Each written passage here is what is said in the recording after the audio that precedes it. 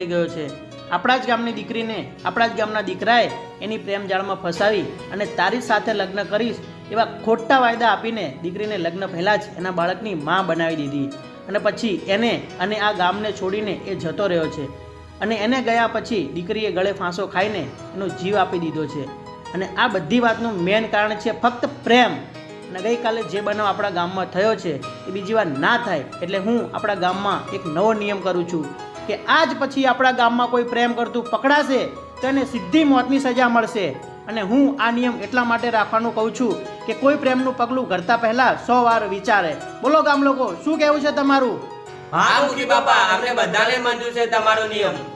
1 minute મુખી બાપા, તમે કહી તો દીધું કે જે કોઈ પ્રેમ કરશે એને સીધી મોતની સજા મળશે, પણ કદાચ વિચારો આજ પગલું તમારા ઘરમાંથી કોઈ ભર્યું તો